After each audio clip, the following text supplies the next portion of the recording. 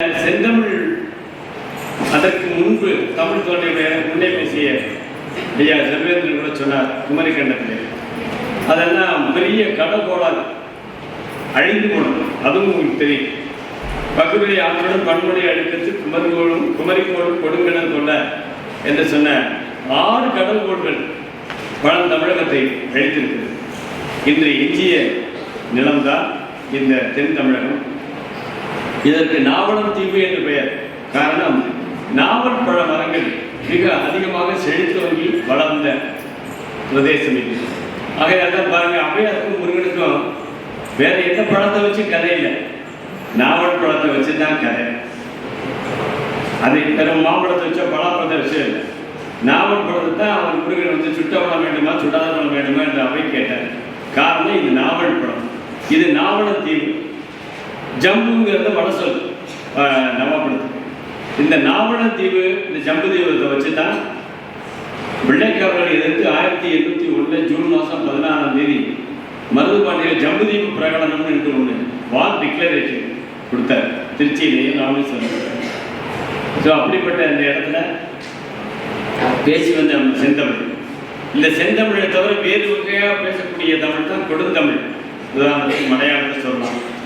அது வந்து நாடோடியும் சமஸ்கிருதமும் கலந்த, நாடோடிகள் பேசிய மொழியும் சமஸ்கிருதமும் கலந்த ஒரு தமிழ், அது கொடுந்தமிழ். இன்னும் அதுக்கு உள்ள வந்து பைந்தமிழ் இருக்கு, நற்றமிழ் இருக்கு, தனித்தமிழ் இருக்கு. இதை பற்றிலாம் அவங்களுக்கு விளக்கம் சொல்ல வேண்டிய அவசியம் கிடையாது. நான் நிகழ்ச்சியை நேரத்துலேருந்து பார்த்துட்டு தான் இருக்கேன். இங்கே பேசுகிற அறிஞர்களுக்கு நீங்கள் அதிகமாக சொல்லிகிட்டே இருக்கீங்க.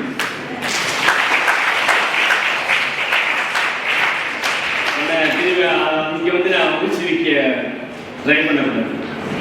அதனால் வந்து சுருக்கமாக சொல்கிறேன். ஏன் நம்ம சிவாஜி கணேசன் எடுத்தோம்னா இதுதான் அவர் பேசிய தமிழ். பராசக்தி படத்தில் அவர் எத்தனை பேர் படம் பார்த்துருக்கீங்கன்னு தெரியாது.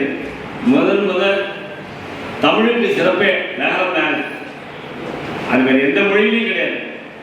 அந்த நகரத்தை கரெக்டாக உச்சரித்தவர் திரைப்பட வசனங்களில் சிவாஜி கணேசன் மட்டும்தான். அவரு பராசக்தி படத்தில் கோர்ட்டில் ஒரு சீன் இருக்கும், அதை வச்சு தான் பேருவாங்க. அப்புறம் தான் அவர் நல்ல நடிகருக்கு தெரிஞ்சது. முதல் அவருடைய குரலையும் ஒரு உச்சரிப்பையும் கேட்ட தமிழகத்து மக்கள் எப்படிப்பட்ட ஒரு நடிகர் இதுவரை தமிழ் திரையில் வரவில்லை என்ற காரணத்தால் தான் பராசக்தி முதல் படமே வெள்ளி விழா கண்டது.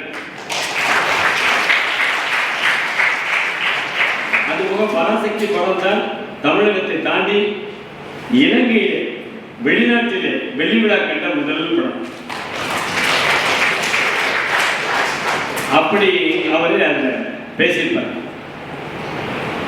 அதில் அந்த கொஞ்சம் கொஞ்சமாக பேசுகிறேன். நீங்கள் அந்த டைலாக் உங்களுக்கு தெரியாதுன்னு நீங்கள் ரசிக்க முடியாது. அவர் அதில் சொல்லியிருப்பார், திருமண கோலத்திலிருந்து என் தங்கையை காண வந்தேன், கண்டேன் கண்ணற்ற ஓவியமாக, நாம் கைவண்ணாக, கையிலே குழந்தை, கழுத்திலோ மாங்கல்யம் இல்லை, பெயரோ கல்யாணி, மங்களகரமான பேர். அந்த மங்களகரம் சொல்லும் போதே அந்த மங்களகரம் தொழில் அப்படிதான் அவர் உச்சரிச்சார்.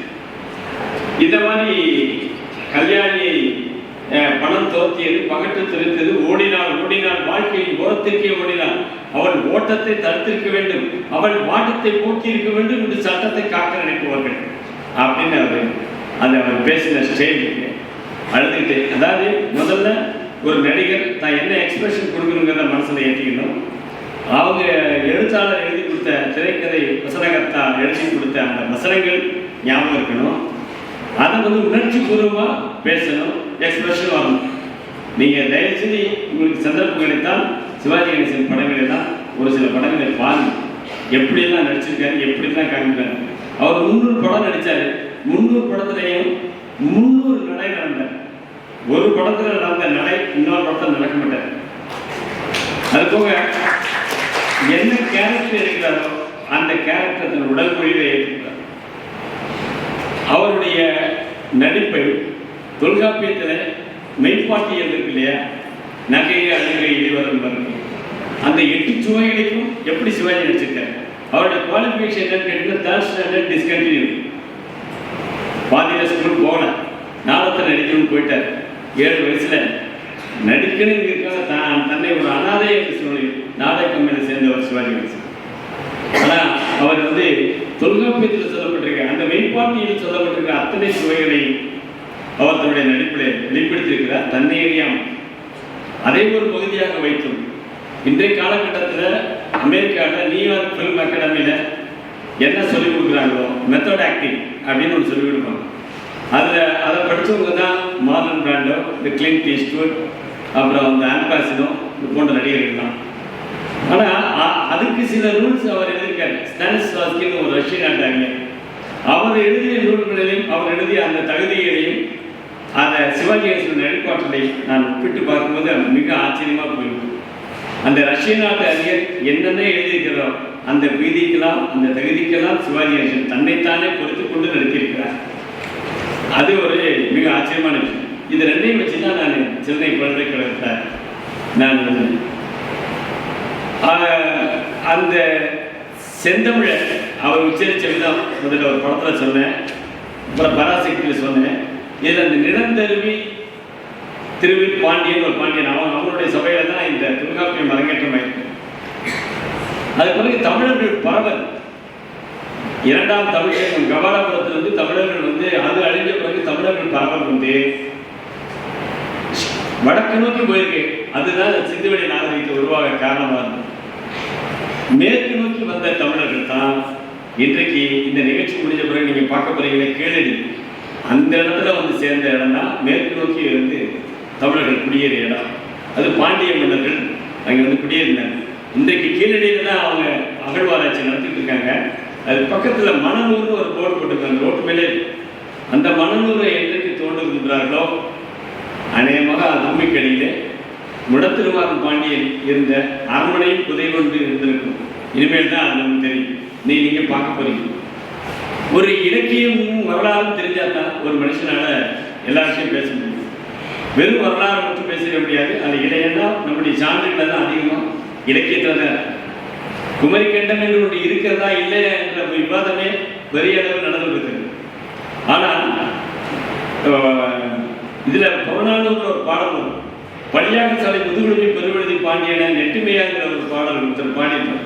உன் முன்னோர் வெட்டுவித்த அந்த பகுதி ஆற்றின் மணல் துகள்களை எப்படி அழிக்க முடியாதோ அதுபோல் அந்த புகழ் நீடித்து நிற்கும் அப்படின்னு சொல்றாரு. இதுதான் ஆதாரம். அப்ப நமக்கு பழைய வரலாறு தெரியும்னா இலக்கியங்கள் நம்ம படிச்சிருக்கோம். அழகா என்னுடைய தோழர் செல்வேந்திரன் பேசினார். பொருளாதார ஸ்கூலும் செய்திகள் எல்லாம் நல்ல செய்தி தான் சொன்னார். ஸோ அந்த இலக்கியங்களை வேணும்னா நம்ம இலக்கியம் படிக்கணும், வரலாறு படிக்கணும். இதில் சிவாஜி கணேசனை எடுத்துக்கிறதுக்கு காரணம் அவர் பேசுகிற இந்த தமிழ். அதுக்கப்புறம் அவர் பராசக்தி பிறகு 54 மனோகராங்கிற படத்தில் நடித்தார். அதில் பார்த்தீங்கன்னா வல்லினம் மெல்லினம் இடையினம் இந்த மூன்றையும் கலந்து அவர் உணர்ச்சிகரமாக வசனம் பேசியிருக்கார். அது ஒரு கொழுமண்டபத்தில் அவரை அவங்க அப்பா மன்னிப்பு கேட்க சொல்லுவார். அதுக்கு மனோகரன் மன்னிப்பு கேட்க வேண்டும், அது ஒரு நொடிகள் கேட்க வேண்டும் என்று சொல்லுவாங்க. அது சிவாஜி அந்த டைலாக் பேசுவார். Lengthy dialogue. ஒரு நொடி என்ன, அரை நொடிக்குள் பேசுகிறேன். ஆனால் யாரிடம் பேச வேண்டும் தெரியுமா? கூவும் குயில், குதிக்கும் வான், கோமதேக சிலை, கோமணவல்லி என்றெல்லாம் போடப்படும் இந்த கோணல் புத்திக்காரியின் கொள்ளி கண்களை, கூறிய நாக்கை என் கூறுவாளுக்கு இரையாக தந்துவிட்டு எதிர்த்தால் உண்மையும் பக்கத்துலையாக வந்தாலும் இந்த பட்டாளத்தையும் சூறையாடிவிட்டு சூனியக்காரிக்கு ஆளவற்றம் சுழற்றிய சுடுகாட்டுக்கு அனுப்பிவிட்டேன் என்று சுழலும் வாருங்கள்.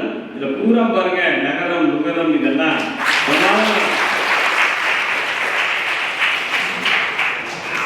அடுத்து தொடர்ந்து பேசுவாரே. மானம் ஒன்றே நல்வாழ்வென கொண்டு வந்த மரவேந்தர் பரம்பரையில் மாசாக வந்தவரே, மயிலுக்கும் மந்திக்கும் வித்தியாசம் தெரியாத மதிவாளரே, என் தாய் அன்பின் பிறப்பிடம், அறநெறியின் இருப்பிடம், மாசற்ற மாணிக்கம், மாற்றுக்குறையா தங்கம், அவர்களை அவதூறு கூறியபோது அங்கங்களை பிளந்தெறிவேன். இந்த துரோக பேச்சுக்கு உண்மை தூண்டிவிட்டு அந்த துர்த்தையின் உணவை துண்டாடுவேன்.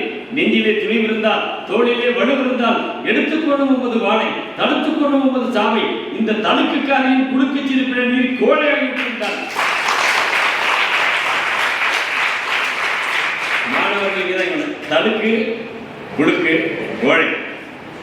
இவ்வளவு உணர்ச்சிகரமா பேசுற தமிழை நான் சொல்ல தவறா நினைக்கூடாது. இதுக்கு முன்னாடி எந்த தமிழ் அறிஞர்களும் இப்படி பேசுறது கிடையாது, இனிமேலும் பேசப்படுறது கிடையாது. சிவாஜி கணேசன் மட்டும்தான் அதை எப்பவும் அப்படி பேசியிருக்க முடியும். இப்படி வீராசமா பேசுற சிவாஜி கணேசன் கலைஞர் கருணாநிதியினுடைய ஒரு வசனம் ஒன்று எழுதியிருப்பாரு. அது அப்படி தென்றல் தமிழ்ற மாதிரி. அது சேரன் செங்கட்டுவன் அதனுடைய வரலாற்று இதுதான். அதில் பார்த்தீங்கன்னா சேரன் செங்கட்டுவன் மன்னன் அவன் தான் கண்ணைக்கு சிலை எடுக்க இமயமலைக்கு போயிட்டு இருந்தவன். அந்த வரலாறு நமக்கு தெரியும். அந்த காட்சியில் சிவாஜி கணேசன் அவருடைய மனைவி ராணியாக ராஜசுலோச்சனா அவர்கள் நடிப்பார்கள். அந்த காட்சியில் அந்த அம்மா ராணி தன்னுடைய கணவன் அதாவது மன்னன் கிட்ட ஒரு கதை சொல்லுவாங்க. அவன் சொல்லுவாங்க, கதையை சொல்லுங்கத்தான். சொல்லட்டுமா? சோழன் மகளை சேரன் மணந்தான், அந்த சேரன் இந்த சிலையை மணந்தான். தெரிந்த கதைதானே, நடந்த கதை கூட. நடக்காத கதையொன்று சொல்லுங்கத்தான், சுவைக்காத கண்ணை புறநானூற்றிலிருந்து போதும். வீரக்கதைதானே? இல்லை, வீரத்தை மணந்த காதல் கதை. தன் தந்தையையும் தனையனையும் கணவனையும் பறிகொடுத்த தமிழகத்து பெண்ணொருத்தி தன் மைந்தனையும் போருக்கு அனுப்பிய புறக்காட்சி கொஞ்சம் கேளேன் வேண்மா. நானே எழுதியிருக்கிறேன் புதிய நடை. காவிரி தந்த புதுமணலில் கலனம் வைத்து சேர சோழ பாண்டி மன்னர் கோபுரத்து கலசத்தில் யாருடன் பறப்பதற்கு போர்தொடுத்து கொண்டிருந்த காலமும் அந்நாளில் தாய்நாடு காக்க தாவி பாய்ந்து செத்தார் தந்தை என கேட்டு தனவியில் மெழுகானார் தமிழகத்து கிளியொருத்தி. அனலுக்கும் விழியுடனே அயலூர் சென்றிருந்த அவன் கணவன் வந்துட்டான். புனர்போக்கும் விழியாளை போர் செய்தி தந்துட்டான். தந்தை கடம்பட்ட செய்திக்கோ தவித்தாய் அன்பே என்று கேட்டான். இல்லையன்பா, முல்லை சூழ் இந்நாட்டில் ஒரு படைவீரர் குறைந்து விட்டால் நல்ல ஆடையில் கிழிச்சல்பட்டது போலென்றும் தடையின்றி நுழைவரை பகவேண்டை என எண்ணினேன். அடைபட்ட கண்ணி அணை உடைத்ததான் என்றான். அவன் புகைவிட்டு கிளம்பும் ஒரு குடியன, புகைவிட்டு கூறும் மலையென, பகைவெட்டி சாய்க்கும் வான் எடுத்தான், சூடுரைத்தான், சுக்கு நூறுதான் சூழ்ந்து ஒரு பகை என்றான். நாடு மீட்காமல் வீடு திரும்பேன் என்றான். அந்த நங்கையோ நடந்திருக்க கண்ணே என்றான். திரும்பி வருவேனோ இல்லையோ எதற்கு இப்போது இந்த அவர் புத்தம் என்று கொடுத்தான். பின் தொடுத்த அந்த பகைவர் மீது பானம். போர் போர் போர் எனவே விளங்கி மரசபடி பார் பார் பார்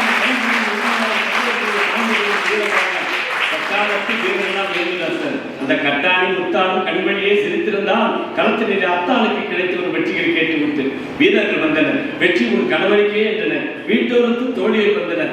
வெற்றி நீட்டோடு வாசித்து பகிர்ந்தனர்.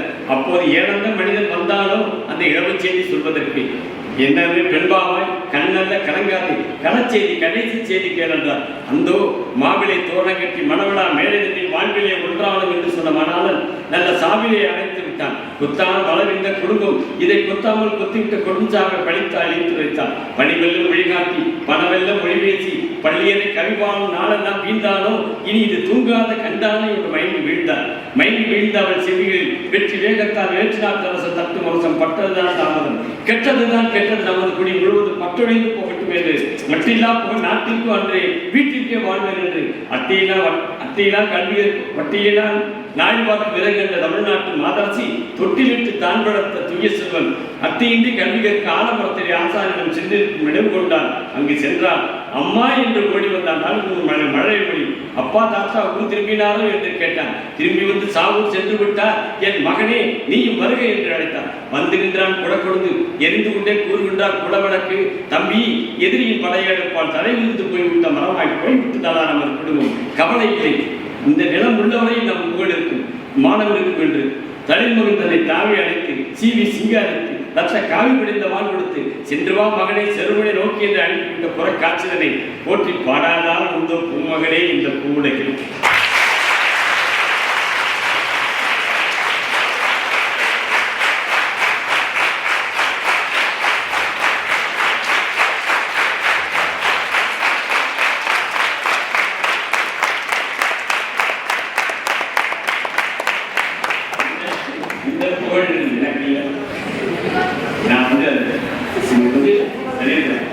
இதை எழுந்தவரே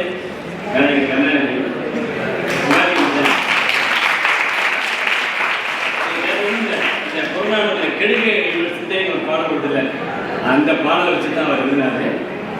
இதுல சிவாஜி கணேசன் பேசின இது ஒரே டேக்.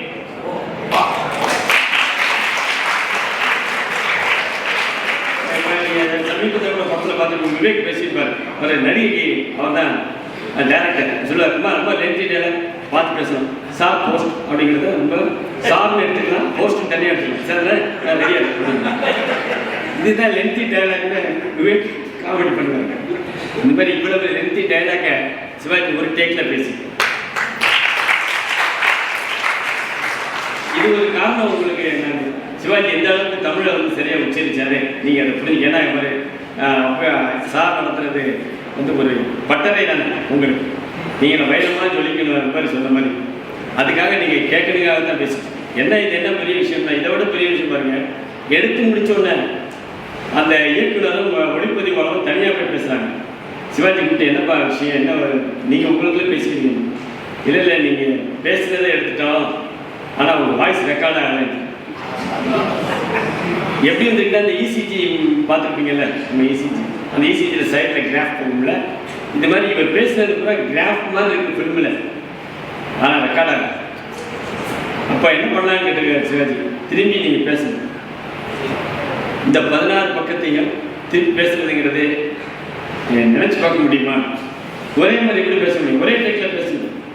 அப்போ அவர் சொல்கிறார், சரி அந்த இன்னொரு நாள் வரேன், நீங்கள் எல்லாம் ரெடி பண்ணி வச்சுக்கோங்க அப்படின்னு சொல்லிட்டு, அந்த படத்துக்கு போட்ட மேக்கப்லாம் போடாமல், மேக்கப் இல்லாமல் சாதாரணமாக வந்து அந்த படம் காட்சி எடுக்கும்போது எந்த இடத்துல நின்று நடந்து, எந்த இடத்துல திரும்பி, எந்த இடத்துல எப்படி இல்லாத ராஜசுலோச்சனா அப்படின்னு இருக்கிற மாதிரி பார்த்து அவர் மீண்டும் பேசினார்.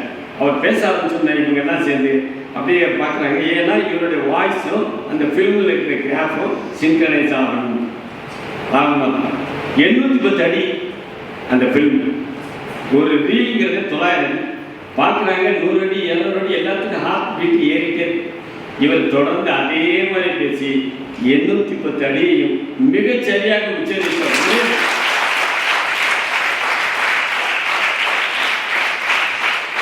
இது அநேகமாக வேர்ல்டில் எந்த நடிகரும் எந்த மொழியிலையும் செய்திருக்க முடியாது. ஏன்னா நீங்கள் வீரபாண்டிய கட்டபொம்மன்னா உங்களுக்கு எல்லாம் தெரியும். அதில் ஜாக்சன் தெரியுது அவர் பேச வைக்கிறதுனா.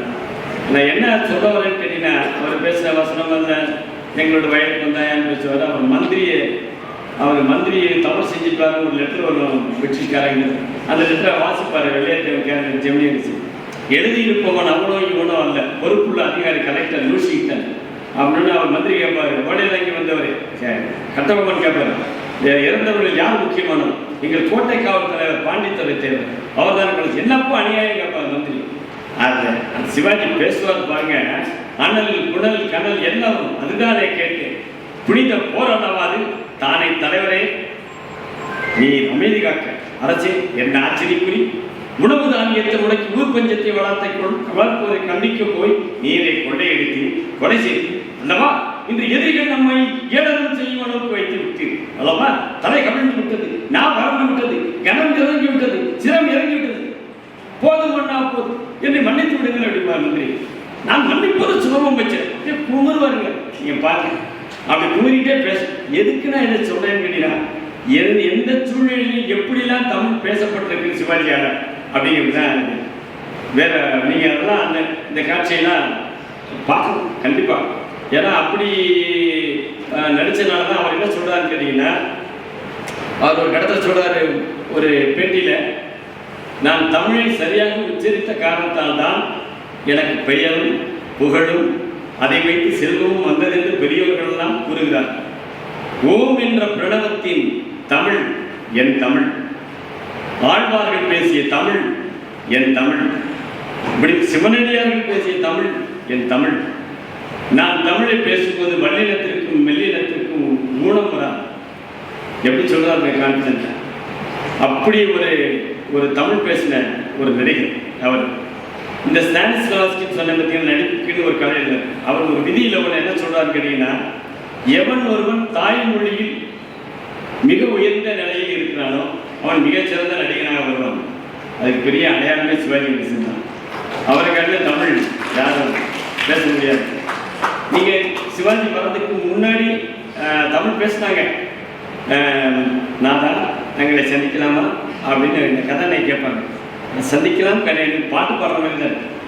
இவர் தான் வந்து முத அப்படி வெடிச்சு செல்றது. அம்பாள் எந்த காலத்தில் பேசுகிறாங்க அறிவு கேட்கப்படும் அப்படின்னு இந்த பராசக்தி தீபாவளி அன்னைக்கு அன்னைக்கு லட்சுமி வெடி கூட சரியா வச்சிருக்காரு, இவர் பேசின வெடிதான் பயங்கரமா இருக்கும். அப்படிப்பட்ட ஒரு தமிழ் உச்சரிப்பை அவர் கொடுத்திருக்காரு. இந்த செந்தமிழ் வந்து மதுரையை மையமாக கொண்டு காலப்போக்கில் இலக்கிய மொழியாகிடுச்சு. இப்போ நீங்கள் எல்லாம் சேர்ந்து ஒரு கவிதை எழுதணும், ஒரு ஒரு கட்டுரை எழுதணும்னு சொன்னால் நீங்கள் என்ன எழுதுறீங்களோ அது செந்தமிழ் தான் எழுதுறீங்க. இவர் தான் இலக்கிய பக்கம் போன செந்தமிழை மீண்டும் மக்களுக்கு பொதுமொழியாக கொண்டு வந்த பெருமை நடிகர் சிவாஜி கணேசன் தான். அவர் இந்த திரைப்படத்தில் பேசுறதுனால தான் எல்லாரும் பார்த்தாங்க. ரெண்டாவது, தமிழ் மொழியினுடைய பெருமையை வட இந்தியாவில் இருக்கக்கூடிய அத்தனை நடிகர்களும் இப்படியா இருக்கு தமிழ், என்ன சிவாஜி இப்படி பேசுறாருன்னு ராஜ் கபூர் ஃபேமிலி எல்லாருமே பார்த்து இப்படியே பயந்துட்டாங்க. அதில் ஒரு பத்திரிகையில் பேட்டியில் ராஜ் கபூர் தம்பி ரிஷி கபூர் ஒரு சசி கபூர் பேட்டி கொடுக்குறாரு. ஆண்டவன் உங்களுக்கு நேரடியாக வந்து ஒரு வரம் கேட்டால் என்ன கேட்பீங்க? இந்த ஆண்டவன் வந்து வரம் கேட்டால் சிவாஜி மாதிரி தமிழ் தெரிஞ்சு அவர் மாதிரியே வசனம் பேசுகிற திறமை இந்த இந்த நிகழ்ச்சி எதுக்கு சொல்றேன்னு கேட்டீங்கன்னா, வடமொழியில் இருக்கக்கூடிய நடிகர்கள் எல்லாம் அப்பதான் தமிழ் மொழியினுடைய தன்மையை, அதனுடைய இலக்கண செருமை, அதன் வளமையை அதெல்லாம் அவங்க தெரிய ஆரம்பிச்சாங்க. அது பிகாஸ் ஆஃப் சிவாஜி. அவர் எல்லா மொழியும் பேச ஆரம்பிச்சார் காலப்போக்கு. எதையுமே அவர் கற்றுக்கல. அவர் சொல்லுவார், எந்த மொழியுமே தைரியமாக பேசி பழகணும்னு சொல்லுவார். அவர் பார்க்க ஆந்திரா வந்து நாகேஸ்வரா வந்தால் இவர் கம்ப்ளீட்டாக தெலுங்குல தான் பேசுவார், நாகேஸ்வரா தமிழில் தான் பேசுவார். எவ்வளோ தப்பு இருந்தாலும் சரி திருத்திக்கணும். அதே மாதிரி தான் இந்த மனோகரா டைலாக் சொன்ன பார்த்தீங்கன்னா, இந்த மனோகரா டைலாக் பேசி முடிச்சுன்னா அந்த டைரக்டர் இதே ஷாட்டை அப்படியே வச்சு இதே வசனங்களை நீங்கள் தெலுங்குல பேச முடியுமான்னு கேட்டுக்காரு. நான் பேசுகிறேன்னு இருக்காரு. எப்போ பேசுறீங்கன்னு இருக்காரு. இப்போவே பேசுகிறேன்னு சொல்லிட்டு பழையபடிக்கு நான் பேசின அந்த 2 டைலாக் இருக்கு பாருங்க, அந்த டைலாக தமிழில் பேசுவார், மீண்டும் தெலுங்குல பேசியிருக்காரு. இது வந்து இது நடிப்பில் உள்ள அவசியம் ஒரு ஈடுபாடு. அப்படிப்பட்ட ஒரு நடிகர். அந்த ஸ்டானிஸ்லாஸ்க்கு ஒரு இது விதி என்ன சொல்றான்னு கேட்டீங்கன்னா, ஒரு நடிகர் ஒரு கதாபாத்திரத்தினுடைய ஆன்மாவை ஒருவரை தான் தன் உடலில் ஏற்றுக்கொள்ள முடியும். அந்த கதாபாத்திரத்தினுடைய ஆன்மாவை தான் ஏற்றுக்கொள்ள போகும் படத்திலே இறக்கி வைத்த பிறகுதான் அவரால் மீண்டும் அடுத்த கதாபாத்திரத்தினுடைய ஆன்மாவை தன் உடலிலே ஏற்றுக்கொள்ள முடியும். சிவாஜி கணேசன் 1964 14 படங்களில் நடித்தாங்க. கர்ணன், புதிய பறவை, பச்சை விளக்கு, 1000 ஒரு தேமான ஒரு பாட்டு பாடுவார். அந்த படம் இதில் பூரா டிஃப்ரெண்ட் கேரக்டர். அப்போ இவர் எவ்வளவு வேகமாக தன்னை மாற்றி நடிச்சிருக்காரு பாருங்க. எவ்வளவு தமிழ், எவ்வளவு ஞாபக சக்தி. அவர் ஞாபக சக்தி இன்னொரு சொல்கிறேன் பாருங்க. வீரபாண்டிய கட்டபொம்மன் ரிகர்சல் 2 வருஷம் நடந்திருக்கு நாடகம். 2 வருஷமா வந்து நாடகத்தில் இவர் ரிகர்சல் தான் இவரும் பேசணும்ல. இவர் வீரபாண்டிய கட்டபொம்மன் பேச வேண்டிய வசனங்களை இவரும் பேசினா தான் மற்ற நடிகர் பேசுவாங்க. இவர் சேனல் எடுத்து போட்டு சொல்லிட்டு ஒருத்தரை கூப்பிட்டு, நீ கட்டபொம்மன் பேச வேண்டிய வசனத்தில் நீ பேசியா அப்படின்னு இப்படியே கேட்டுக்கிட்டு இருக்காரு. ஸோ நாளாச்சு நாடகம் மூவாவது ஆமையில் சேலத்தில் வந்து அந்த அரங்கேற்றம் ஆகுது 1957. கூட நடிக்கிறவங்கலாம் பயந்து போய் சந்தான பாரதின்னு ஒரு நடிகர் இருக்காரு, பார்த்துருக்கீங்க, கமல் கூட தான் இருக்காரு. அவங்க அப்பா அவன் எம்மா சந்தானம். அவர் போய், நீ டைரக்டே நீங்கள் படிக்கவே இல்லையே, எப்படி நாடகத்தை நடிக்க போறீங்க? நாடகத்தனையும் பார்த்துக்கலான்னு சொல்லிட்டு அந்த நாடகம் அரங்கேற்ற நினைக்கிங்க.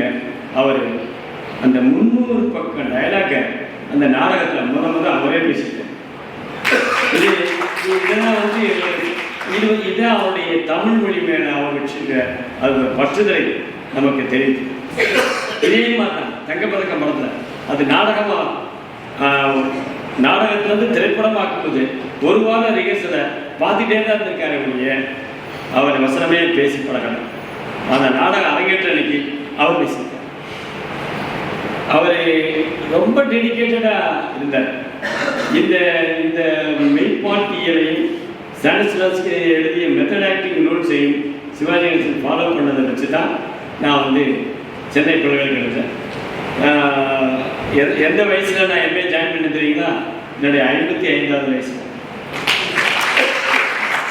இவர் வந்து டாக்டர் தமிழுக்காகவே 55 வயசில் போய் எம்ஏ ஜாயின் பண்ணேன், எம்ஃபில் ஜாயின் பண்ணேன். 2மே சூப்பர் ஃபர்ஸ்ட் கிளாஸ் எடுத்தேன். அப்புறம் வந்து பிஹெச்டிக்கு அப்ளிகேஷன் கொடுத்தேன். கொடுக்க மாட்டேன்னு சொல்லிட்டாங்க.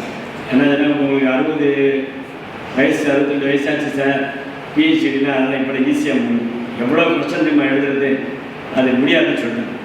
இதுக்கிடையில் வந்து என்னை செம்மொழி மாநாட்டில் உரையாற்ற கொடுத்தாங்க. அது பேசி முடித்தேன். பேசி முடித்தோடனே அங்கே ஒருத்தர் எழுந்திரிச்சு மைக் வச்சு, நீங்கள் பேசுகிறத பார்த்தா கலைஞர் அவர்களுக்கு புகழே சிவாஜி கணேசனால தான் வந்த மாதிரி நீங்கள் பேசுகிறீங்க. நான் அதுக்காக வரல. இங்கே கலைஞர் வந்து 47 எழுத ஆரம்பிச்சிட்டாரு, சிவாஜி 52 தான் வந்தார். நான் உங்களை ஒரு சில கேள்விகள் கேட்டு நீங்கள் பதில் சொல்லுங்கள், அப்புறம் உங்கள் கேள்விக்கு நான் பதில் சொல்லுங்கள், கேளுங்க அப்படின்னு இதை வீடியோ எடுக்கிறாங்க. ஏன்னா அப்போ கலைஞர் தான் முதலமைச்சர் எடுத்துக்கிட்டு இருக்காங்க. அவர் நான் கேட்டேன், ஒடிந்த வாழானாலும் போது ஒரு வாழ் கொடுங்கன்னு கலைஞர் ஒரு படத்தில் டைலாக் கேட்குறது. அது எந்த படம் தெரியுமா உங்களுக்கு? அப்படின்னு தெரியாது சார். ஆச்சரியக்குறிக்கும் கேள்விக்குறிக்கும் அதிக வித்தியாசம் இல்லை. கேள்விக்குறி சற்று வளைந்தால் அது அருவாளாக மாறும். அது எந்த படம் தெரியுமா? தெரியாது. கொக்கு மீனை விழுங்காமல் இருந்தால், பாம்பு தவளையை பிடிக்காமல் இருந்தால் நான் கொலை செய்வதை நிறுத்துவேன் ஒரு படத்துக்கு எழுதினார்.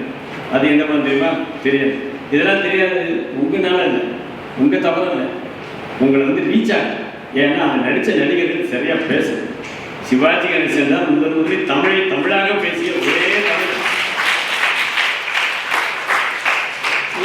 இந்த பேசி முடிச்சு நிருபர்கள்லாம் வந்து என்கிட்ட கேட்டாங்க, என்ன சார் பண்ணீங்க? நான் பிஹெச்டி பண்ணாலும் பார்க்குறேன், ஆனால் எனக்கு சீட் கொடுக்கல அப்படின்னு கொடுக்க மாட்டேங்கிறாங்கன்னு சொன்னாங்க. இந்த பேட்டி வைஸ் சான்சலர் போயிடுச்சு மெட்ராஸ். அங்கேருந்து அவர் பிஎஃப் ஃபோன் பண்ணார், உங்களை வைஸ் சான்சலர் வர சொல்கிறார். போனேன், இல்லை இந்த மாதிரி பேட்டி கொடுத்துருக்கீங்க. அவங்களும் பல்கலைக்கழகத்தை குறைச்சி சொல்ல கொடுக்க மாட்டேங்கிறாங்கன்னு சொன்னேன். பாருங்க, மொத்தம் 10 சீட்டு தான் பிஹெச்டி. நீங்கள் இந்த மாதிரி பேட்டிலாம் கொடுத்துட்டீங்க, ரெண்டா செம்மொழி மாநாட்டில் பேசிட்டீங்க, அது ரொம்ப முதலமைச்சர் ஆஃபீஸில் ரொம்ப சந்தோஷமாக இருக்காங்க. 11வது கேண்டிடேட்டை அவங்களை சேர்க்க சொல்ல நீங்கள் ஜாயின் பண்ணுங்க. அதில் உங்களுக்கு தெரியும், பிஹெச்டிக்கு வந்து இப்போ தான் ஜான்சன் எல்லாம் முடித்தாங்க. நம்ம ஒரு சப்ஜெக்ட் வச்சுருந்தோம், இன்னொரு 2 சப்ஜெக்டில் பாஸ் பண்ணால் தான் குவாலிஃபிகேஷன் ஆகும். அது 2 பேப்பரையும் எழுதுனேன். அது 2 பேப்பரும் 65 பக்கம் 130 பக்கத்துக்கு 2 பேப்பர் எழுதுனேன். அது 2 பேப்பரையும் திடீர்னு காணான்ட்டாங்க. திருப்பி நான் எப்படி தேடி பிடிச்சி எதை எழுதுறதுன்னு தெரியாமல் வச்சுருக்கோம். அப்புறம் கிடச்சிச்சுனாங்க. இன்னைக்கு அதில் வந்து எக்ஸ்டர்னல் எக்ஸாமினேஷன் என்னுடைய தீசிஸ் போச்சு. அதில் வந்து டெல்லியிலேருந்து ஒருத்தர் முதலாக சிவாஜி கணேசன் தமிழ் திரைப்படத்தில் சரியாக பேசினாருன்னு சொல்லியிருக்கீங்க, அது தவறு, அதை நீங்கள் திருத்திக்கணும், நீங்கள் திருத்தினா தான் உங்களுக்கு முனைவர் பட்டம் நாங்கள் அளிக்க சிபாரிசு பண்ணுவேன்னு போட்டிருந்தார். நான் உடனே உங்கள் முனைவர் பட்டம் எனக்கு வேண்டாம், சிவாஜி கணேசன் தான் முதலில் தமிழை சரியாக பேசியவர் உச்சரித்தவர்ங்கிறது எனக்கு நன்றாக தெரியும். வேண்டுமென்றால் நீங்கள் இதுக்கு வாங்க, வைவா ஹவுஸ் வாங்க, அங்கே நான் ப்ரூவ் பண்ணுறேன். எழுதி அனுப்பிச்சு வைவா ஹவுஸ் வந்தாங்க. எல்லாருமே எடுத்துக்கிட்ட பிறகு தான் எனக்கு சிபாரிசு பண்ணி கொடுத்தாங்கன்னு வச்சுக்கோங்களேன். நான் பண்ணேன். அது என்னையே அறியாமல் கலிஃபோர்னியா ஸ்டேட்டில் சான் ஃப்ரான்சிஸ்கோவில் இன்டர்நேஷ்னல் இன்டர்நெட் ஆர்கைவ்ஸில் என்னுடைய தீசிஸ் 28,000 தீசிஸ் நடுவில் என்னுடைய தீசிஸும் அப்ரூவ் ஆகி அவங்க ரிலீஸ் பண்ணியிருக்காங்க. இதெல்லாம் வந்து சிவாஜி கணேசனை வச்சு நான் பெற்ற புகழ். அவர் பார்த்தீங்கன்னா யாராவது கிட்ட போய் நீங்கள் நல்லா நடிச்சிங்கன்னு சொன்னால் படத்தில் பார்க்குறதுக்காக பயங்கரமாக கோபம். அவருக்கு அதெல்லாம் பிடிக்காது. அதனால் அவரை வச்சு நான் புகழ் அடைஞ்சிக்கிட்டேன். அவருடைய காலடியில் ஒரு சின்ன பூ தான் வச்சு. அவர் மிகப்பெரிய பெரிய மனிதாபிமானம் உள்ளவர். தனிப்பட்ட முறையில் அவர் கொடுத்த தான தர்மங்களை தான் இப்போ கணக்கு பண்ணி என்னுடைய புத்தகத்தில் எழுதியிருக்கேன். அதில் ஒரு சில கூட்டம் வந்து சிவாஜி யாருக்குமே கொடுக்க மாட்டார், எதுவுமே அவர் மகா கஞ்சன்னு சொல்லிட்டு இருந்தாங்க. அதுக்காகவே ஒரு சாப்டர் தனியாக இருந்தாங்க. 53லேருந்து அவர் 93 வரைக்கும் எவ்வளோ தான தர்மங்கள் கொடுத்தாரோ, அந்த சமயத்தில் ஒரு பவுன் தங்கம் என்ன விலை விற்றுச்சோ அது இப்போ என்ன விலை விற்கிறதோ அதை ரெண்டையும் கால்குலேட் பண்ணி பார்க்கும்போது அவர் கொடுத்த தானங்களின் மதிப்பு 310 கோடி ரூபாய். இதை பாருங்க, வீரபாண்டிய கட்டபொம்மன் நாடகத்தை 112 தடவை அரங்கேற்றம் பண்ணார். அதில் எப்படியுமே தனக்குன்னு ஒரு சம்பளம் எடுத்துக்கணும்ல நடிகருக்கு. மற்ற நடிகருக்கு தான் சம்பளம் கொடுக்க சொல்லிட்டாரு. தனக்குன்னு கதாநாயகனுக்கு எடுத்த சம்பளத்தை பத்திரமா அவன் தம்பிகிட்ட பத்திரமா வச்சுதான் இருக்காரு. அவர் சேர்த்துக்கிட்டே இருக்காரு. ஒரு கட்டத்தில் கட்டபொம்மன் நாடகம் போடலான்னு முடிவெடுத்த பிறகு எனக்குன்னு எடுத்த சம்பளத்தை எவ்வளோ சேர்த்து வச்சிருக்கீங்க? 32 லட்சம் ரூபாய். இப்போ 1962 இந்த 32 லட்சத்தை கொண்டு போய் சிவாஜி கணேசன் அன்றைய இருந்த தமிழ்நாட்டின் முதலமைச்சருக்கு கொடுத்து தமிழகத்தில் இருக்கக்கூடிய கல்லூரிகள் பள்ளிகள் எங்கெங்க சரி இது என்ன அந்த 32 லட்சம் ரூபாய் வச்சு செலவழிச்சு கட்டுங்க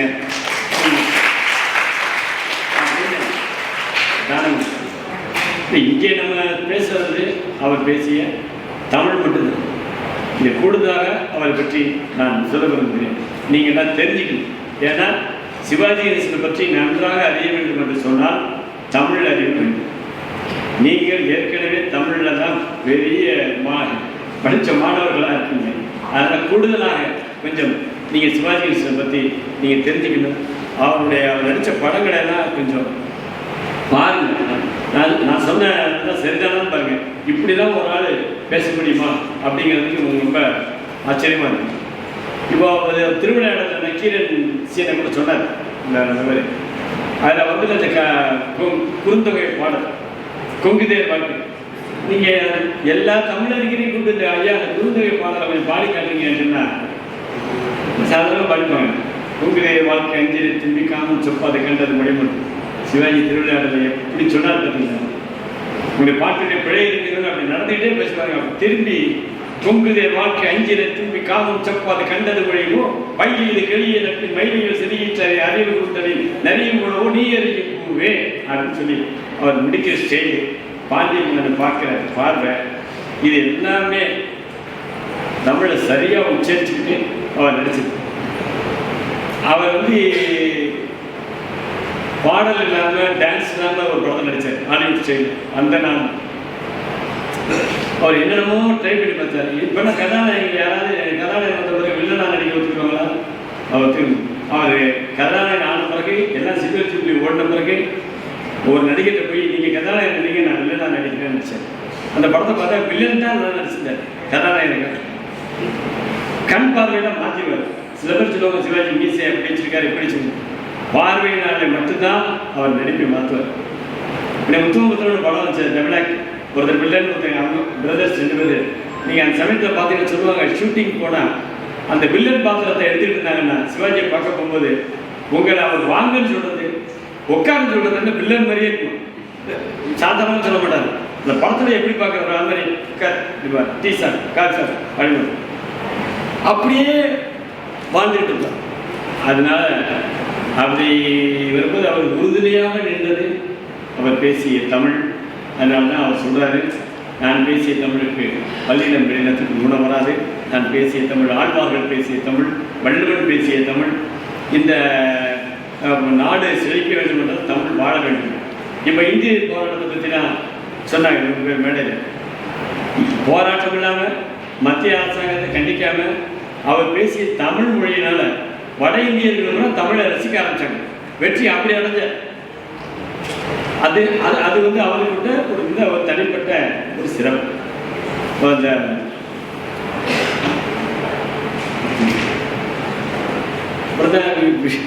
சிவாஜி பற்றி அவர் நடிப்பு பற்றிலாம் பேச முடியாதுல்ல மாணவர்கள். அவர் பேசுகிற தமிழ் இதுதான்.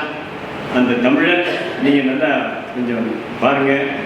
அவர் வந்து எனக்கு ரொம்ப நெருக்கமாக பழகின பிறகு தான் 1980 வந்து நான் அவர்கிட்ட அப்போ நான் பிஏலாம் படிச்சிருந்தேன். அப்போ நான் அவர்கிட்ட உங்களை பற்றி ஆராய்ச்சி பண்ணுறது பண்ணிடுவியான்னு கேட்டார். பண்ணிடுவேன்னு சொல்லிட்டு வந்துட்டேன். அப்புறம் யோசிச்சு என்ன இதை பற்றி பண்ணிடுவேன்னு கேட்டார். அப்படின்னு எனக்கு நினச்சி வந்தேன்.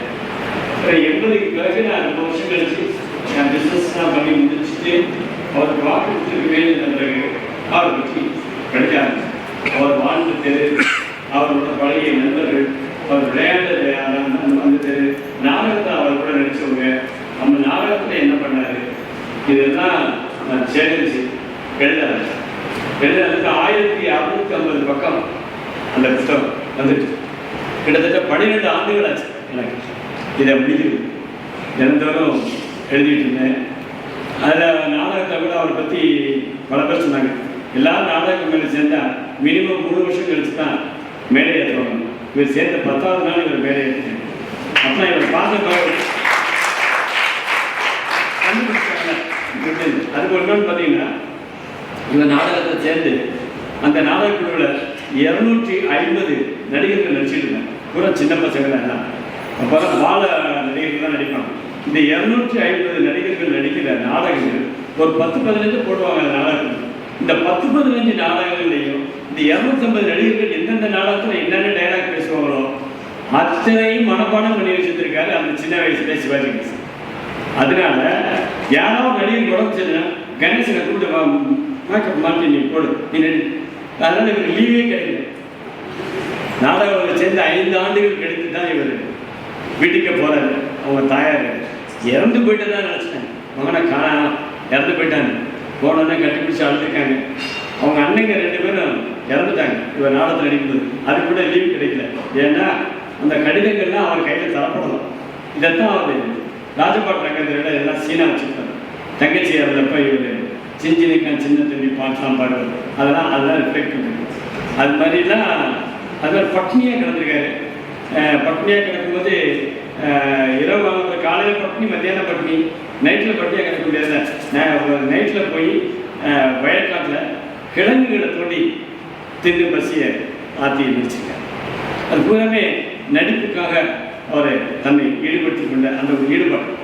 கொல்ல மகாராஜா இவரோட நடிப்பை பார்த்துட்டு இவர் நான் மனோகராங்கிற படத்தை நான் பேசின வசனம் இருக்கிறேன். அந்த நாடகம் இருக்கும்போது மனோகராவோட தாயாராக நடிச்சிருப்பார். நாடகத்தை ஃபுல் டைலாக்கும் பெண் குரலில் பேசி நடித்தார். அதை திறந்தோறும் பார்த்துட்டு வந்த ராஜா வெள்ளங்குடி ராஜா ஒரு நாள் மனோகரன் வேஷம் போடுறவர் வரல. உடனே சிவாஜி கூப்பிட்டு நீ மனோகரன் நடிகை இவருக்கு தான் எல்லா டைலாக் தெரியுமே. ஆனால் ராஜா கண்டுபிடிச்சார். இவர் தானே நேற்று மனோகரன் தாயாராக நடிச்சாரு, நீ மனோகரன் நடிக்கிறாரு. நாடகம் முடிஞ்சவங்க ஒரு கிஃப்ட் ஒன்று கொடுக்கணும்னு சொல்லி முடிவெடுது. திவானை கூப்பிட்டு காரணம் சொல்கிறாரு. பெரிய வெள்ளித்தட்டு கொண்டாந்து சிவாஜி 12 வயசு அப்போ அவர் நடிப்புக்காக வாங்கின அந்த பரிசு வெள்ளித்தட்டு அதை வச்சிருக்காரு. ஆனால் கூட எல்லாருமே பட்னியாக கிடைக்கிற பார்த்தா சிவாஜி நாடக குழு தலைவர் கூப்பிட்டு இந்த தட்டை வைத்துட்டு எல்லாத்துக்கும் பசியை போக்குங்க. இல்லைப்பா இவங்க நடிப்புக்காக கிடைச்சதுப்பா, இவங்க அம்மாட்ட கொடுங்க. எல்லாரையும் பட்டினி போட்டு இந்த தட்டை கொண்டு போய் எங்கள் வீட்டில் கொடுத்து நான் என்ன செய்வேன், எல்லாரும் பசியை போக்குங்க தலைவர் அப்படின்னு சொல்லி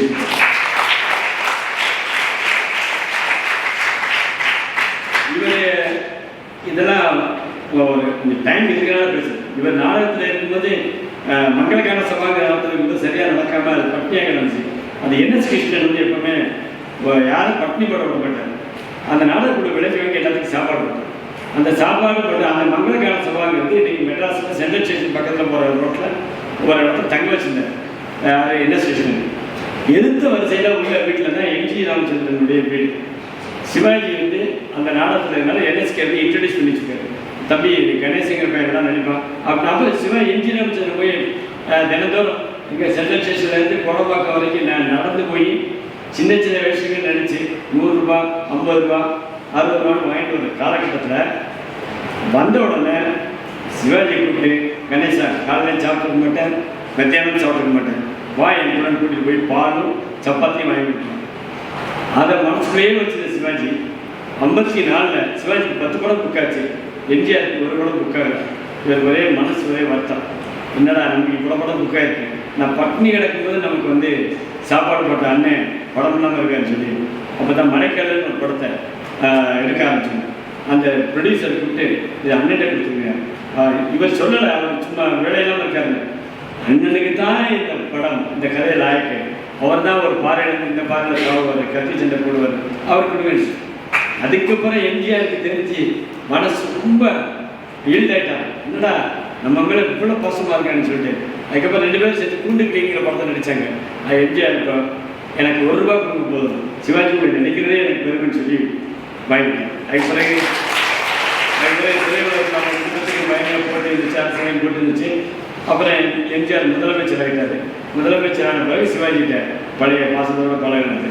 அப்போ தான் இந்த மிருதங்க சக்கரவர்த்தி படத்தை போட்டு காமிச்சிருக்காங்க. போட்டு காமிச்சுன்னா பார்த்துக்கிட்டு எம்ஜிஆருக்கு தனியாக தான் உட்காந்து பார்ப்பார் படத்தை, யாருக்குமே உட்காந்து பார்க்க பார்த்துட்டே இருந்த அமைதி படம்லாம் பிடிச்சி அமைதியாக இருந்தார். ப்ரொடியூசர் கலைஞானவர்கிட்ட என்ன படம் உங்களுக்கு பிடிக்கலையான்னு கேட்டாங்க. இல்லை தம்பி கணேசத்தை சொல்லுங்கள், இனி ஒரு உலகத்தில் இவர் மாதிரி யாருமே நினைக்க பிறக்க மாட்டாங்க சொல்லியிருக்காரு. அப்படியே இருந்தார். அவருக்கு ஒரு ஆசை, சிவாஜிக்கு கஷ்டப்படாமல் சாகணும். அது மாதிரியே அவர் இறந்தது. ஒரு வீட்டு மேலே ஒரு படிக்கிற பையன் மாதிரி ஒரு சிலை வச்சுருப்பாரு. தான் படிக்காததில் இண்டிகேட் பண்ணிருக்காங்க. நல்ல குணங்களை நிறைய அவர் வீட்டுக்கு வர எல்லாத்தையும் சாப்பிடாம விடமாட்டார். அப்படிப்பட்ட நடிகர் திலகம் பற்றி அவர் பேசிய தமிழ் பற்றி நான் இன்னும் சிவாஜி கணேசனுடைய எல்லா படங்களும் சொன்னங்களே பேசுவேன். நீங்கள் மற்றபடிக்கு சேரலாம் காலியாக இருக்கிற பயம் எனக்கு பேசுவேன். அதனால ஐயா சொன்னதுக்காக ஒரு சில அவசரங்கள் நீங்கள் வந்து இந்த தமிழில் தான் கவனிக்கணும். அவர் எப்படிலாம் உச்சரிச்சிருக்காரு அதை கொஞ்சம் படங்களை போட்டு பாருங்கள். அவர் நான் சொன்னதுலாம் கரெக்டாக பரவாயில்ல, கரெக்டாக தான் சொல்லியிருக்காரு தான் பேசுகிறேன். இன்னும் ஒரே விஷயம் சொன்னீங்க, கப்பலுடைய தமிழ் அவர் நடித்து படம் லாஸ் ஆயிடுச்சுன்னு ப்ரொடியூசர் சொல்லிட்டாரு. ஜானத் கெனடி வந்து சிவாஜி கணேசன் அமெரிக்காவுக்கு இன்வைட் போயிட்டார். இந்தியாவில் வந்து அழைக்கப்பட்ட ஒரே நடிகர் சிவாஜி கணேசன் மட்டும்தான் கெனடி கொடுத்துருந்தாங்க.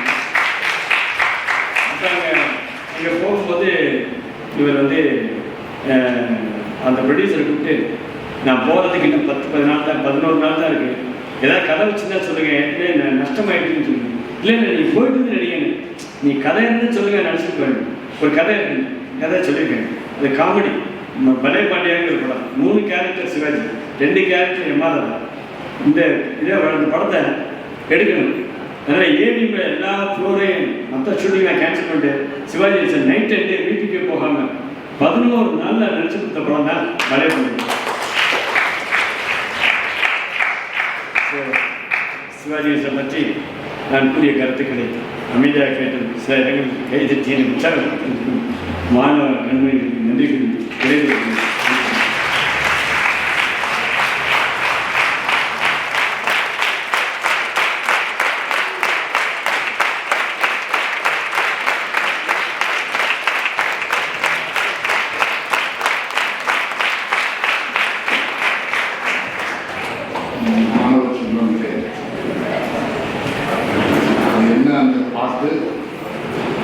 பசிநோக்கா கண் தூஞ்சா கருணமே கண்ணாயினார் உறவுகள் சொன்னது. அப்படி ஒரு இலக்கணம் படிக்க வேண்டும் என்றால் நாம் வாழ்ந்த காலத்தில் கண்டவர்தான் நடிகர் திலகம்.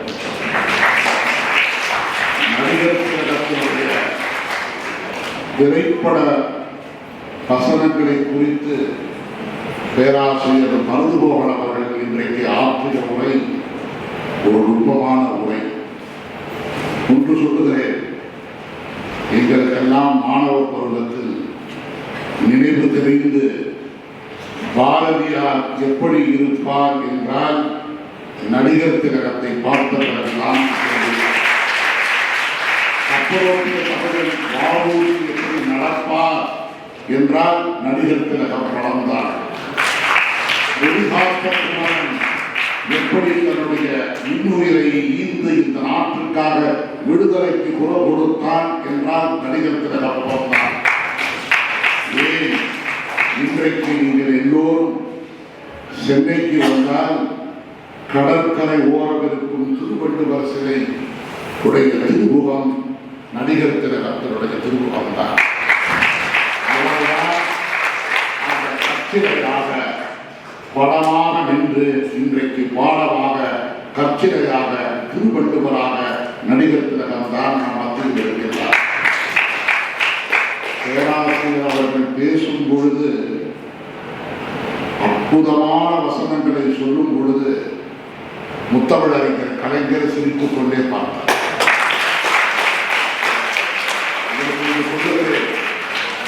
நான் நடிக்க வரும் பொழுது முதல் படம் பராசக்தி நடிக்க வரும் பொழுது அவரை படத்திற்கு தேவையில்லை என்ற தயாரிப்பாளர்கள் அவரை நிராகரித்தார்.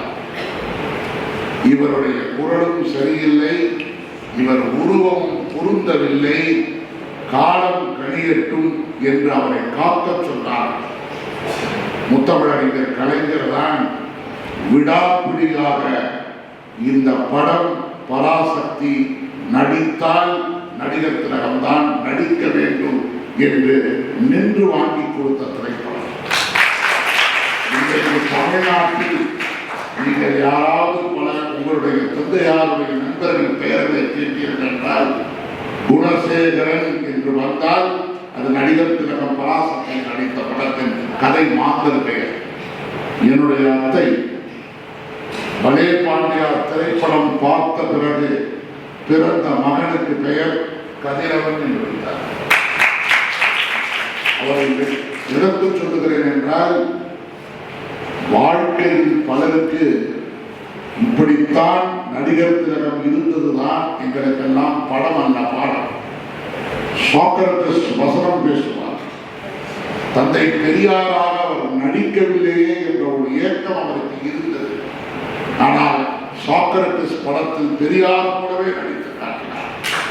அந்த படத்தில் ஒரு இடத்தில் அவர் நடித்து காட்டும் அந்த காட்சியை கண்டு எதிரில் அமர்ந்திருந்த NSK அவர்கள், நீங்கள் விஷம் அருந்தக்கூடாது, எங்கள் நாட்டுக்கு நீங்கள் தேவை, எங்களுடைய தந்தை என்று அவரை சொல்லி அந்த சாக்ரட்டிஸ் வசனத்தையே பேச வைத்து காட்டிய விதம், வீரபாண்டிய கட்டபொம்மன் வசனம், சாக்ரட்டிஸ் வசனம், எல்லா விதத்திலும் அவர் உச்சியில் இருந்தார். ஆப்ரோ ஏசியன் அவார்ட் என்று எகிப்தில் அவரை அழைத்து கொடுத்தார். அவருக்கு பெறாத விருதுகள் இல்லை. ஷவாலியர் விருது பிரான்ஸ் நாட்டு தலைவர் தந்தார். தாதா சாஹப் பால்கே விருது தராத ஒரு விருது இந்திய நாட்டிற்கு ஒரு விருதா என்றெல்லாம் பலர் தூற்றினார். காரணம், நடிகர் திலகத்தினுடைய மங்கா புகழ் ஏற்பட்ட புகழ். திருவருட் செல்வராக, அப்பராக காஞ்சி பெரியவரை கண்டு உற்று நோக்கினார். 2-3 முறை உற்று நோக்கினார். அவரை போலவே நடித்து காட்டுவார். அப்படிப்பட்ட ஒரு மா மனித நடிப்பு உலகத்தில் யாரும் காண முடியாது. அவர் ஒரு பல்கலைக்கழகம். அண்மையில் ஒரு கச்சேரியில் தான் நான் பார்த்தேன். நடிகர் திலகம் இயற்கை எய்தியவுடன் நடிகர் வடிவேலுவை பார்த்து யாரோ ஒரு பொது மனிதன் சொன்னாரா, சாகடித்து விட்டீர்களே, இருந்த ஒரு நடிகரையும் சாகடித்து விட்டீர்களே. அப்படி ஒரு நடிப்பு. நீங்கள் உங்களுடைய வலையொலி யூடியூப் வாயிலாக அவருடைய படங்கள் பலதை நீங்கள் பார்க்கலாம். நான் கூட அடிக்கடி சொல்வேன், எங்களுடைய தமிழ் வளர்ச்சித் துறையின் வசந்த மாளிகை எது என்று கேட்டால் உலகத் தமிழ் சங்க வளாகம்.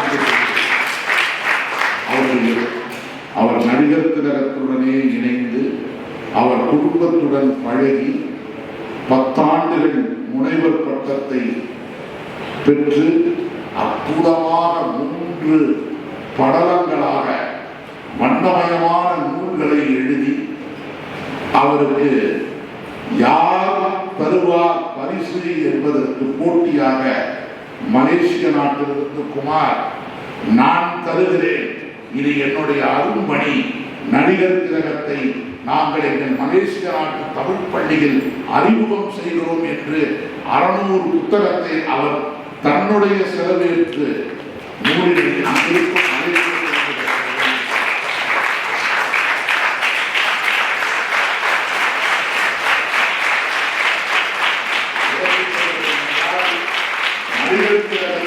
புகழ் உலக புகழ் வாய்ந்தது. அவர் பேசிய வசனங்கள் அவருக்கு இன்னொரு பெரிய வாய்ப்பு. இவருடைய நூலிலிருந்து தான் நான் எடுத்து சொல்லுகிறேன். ஒரு மாபெரும் வாய்ப்பு யாருக்கு கிடைக்கும்? ஒரு நாடக நடிகர் தன்னுடைய வசனம் உச்சரிப்புக்காக முதல் முறையாக திருச்சியிலிருந்து அவரை விமானத்தில் அழைத்து சென்று சென்னைக்கு அவருடைய குரல் பதிவு செய்தார். ஒரு நாடக நடிகருக்கு இப்ப திரைப்படம் என்பது ஒரு மாபெரும் வாய்ப்பு. உங்கள் வாழ்வை திருப்பிவிடும். நீங்கள் அப்படி நடிக்க வேண்டும். நடிக்கும் பொழுதே தெரியும். நேற்று கூட பேராசிரியர் கூன்யா பேசிக் கொண்டிருந்த பொழுது உங்களிடம் சொன்னார், எப்படி பத்மினியும் நடிகர் திலகமும் அந்த நடிப்பை எப்படி செய்து காட்டுவார்கள். ஒரு இமயம், நடிப்புலகத்தின் இமயம், அவருடைய ஈடு இணையற்ற புகழினை நீங்கள் எல்லோரும் அறிந்து கொள்ள வேண்டும் என்பதற்காகத்தான் பேராசிரியர் மருதுகோபனை அழைத்திருந்தேன். அது அவருடைய உரையினுடைய வெற்றி எது என்றால், உங்கள் கரவொலி, நடிகர் திலகத்தினுடைய புகழொலி எல்லாவற்றுக்கும் இணையாக அவருடைய மூத்த அண்ணன் திரு ராஜேந்திரன் என்பவர் அரசு மருத்துவமனையில் நிர்வாக செயலாளராக பணிபுரிகிறார். 90 வயது பெரியவர்.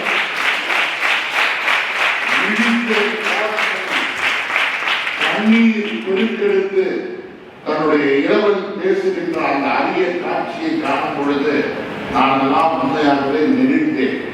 எதற்கு சொல்லுகிறேன் என்றால், நடிகர் திலகத்தை தொட்டவர்கள் புகழ் பெறுவார்கள்.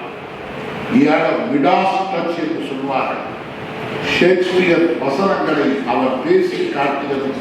ஹாம்லெட் திரைப்படமாக to be or not to be என்று அவர் பேசிய காட்சிகள் நீங்கள் எல்லோரும் அவருடைய பல வசனங்களை கேட்க வேண்டும்.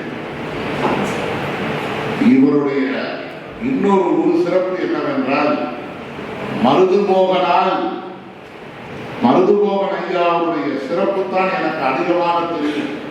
ஆனால் எனக்கு இன்னொரு கூடுதலான சிறப்பு ஒரு 2-3 நாட்களுக்கு முன்பு தான் தெரிந்தது. ஜான்சி அவர்கள் வீட்டுக்கு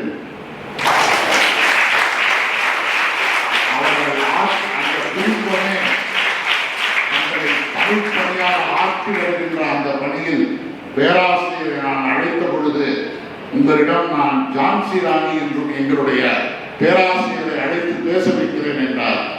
என்னுடைய மகள் ஜான்சி தான் என்று அவர்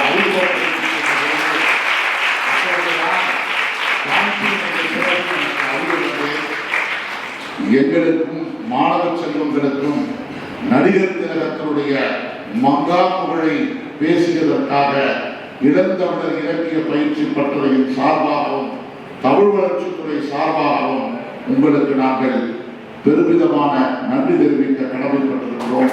நன்றி.